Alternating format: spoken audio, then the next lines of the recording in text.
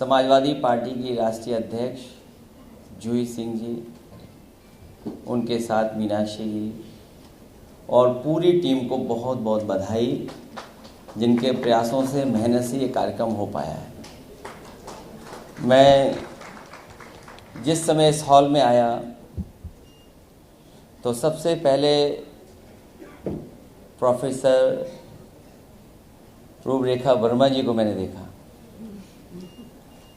शायद वो उम्र में और अनुभव में सबसे बड़ी यहाँ पर बैठी हुई हैं।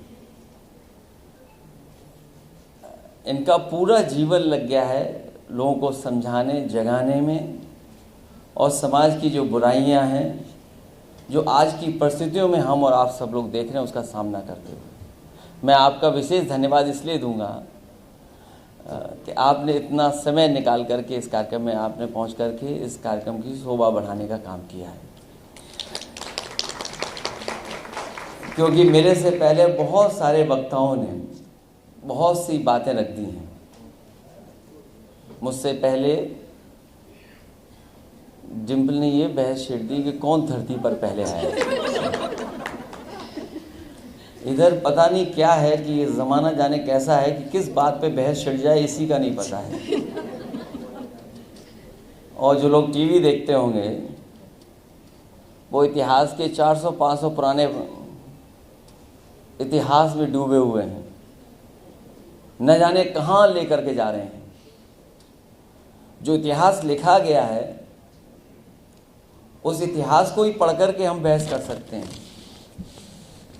लेकिन कुछ शक्तियां, ताकतें ऐसी हैं जो बुनियादी सवाल से हमारा आपका ध्यान हटाना चाहते हैं। इसलिए मैं बधाई देना चाहता हूं आयोजकों को कि आज उन्होंने आदि आबादी को न केवल जगा करके सम्मान देने का काम किया है, बल्कि ये भी संकल्प लिया होगा कि भविष्य में उनकी शिक्षा को लेकर के, उनके स्वास्थ्य को लेकर के, उनकी सुरक्षा को लेकर के कोई न कोई ठोस कदम समाज और सरकार उठाने का काम करेगा। देश कितनी भी तरक्की कर ले, लेकिन बिना आदि आबादी के तरक्की नहीं कर सकता। हम और आपने अपने समाज में, जो हमारा पुराना समाज रहा है, हालांकि भारत में तो हम लोगों ने नारी को ही सबसे ज़्यादा सम्मान देने का काम किया है। हमारे जितने नाम हैं, भगवान के नाम या किसी के नाम, सबसे पहले नारी का नाम आता है। लेकिन जब से प्रभु भगवान श्री कृष्ण धरती छोड़े तब से कलयुग आ गया है। कुछ लोग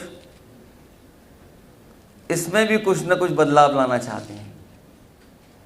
मुझे याद है कुछ दिनों पहले मैं एक किताब पढ़ रहा था और मैं ये जानना चाहता था, क्योंकि बहुत सारे लोग उस समय जानना चाहते थे कि आखिरकार अमेरिका जैसा देश जो प्रोग्रेसिव है, जो हर चीज़ में कहीं ना कहीं हमसे आगे बढ़ कर के सोचता है, जहाँ पर पहली बार ये लग रहा था कि सबसे ज़्यादा पॉपुलर वोट अगर किसी के पास है तो वो हिलेरी क्लिंटन के पास है और शायद वो हिलेरी क्लिंटन चुनाव जीत जाएंगी। लेकिन जब परिणाम आया तो हिलेरी क्लिंटन नहीं चुनाव जीत पाई, हालांकि सबसे ज़्यादा पॉपुलर वोट उनके पास था। जब मैंने उनकी किताब पढ़ी और उनकी किताब जो उन्होंने चुनाव के बाद लिखी है कि व्हाट हैपेंड, उस किताब में उन्होंने अपनी पूरे इलेक्शन की जर्नी और अपने पूरे जीवन की जर्नी को लिखा है।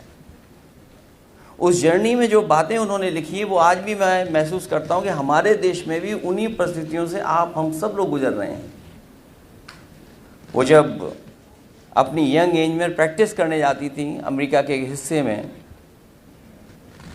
तो देखती थी कि कोर्ट पूरा भरा हुआ है। वहाँ पर कोर्ट में लोग खचाखच भरे हुए हैं, और ख़ास करके वो रेड इंडियंस जो कभी कोर्ट में नहीं आते थे, वो कोर्ट के परिसर में पूरी तरीके से बैठ जाते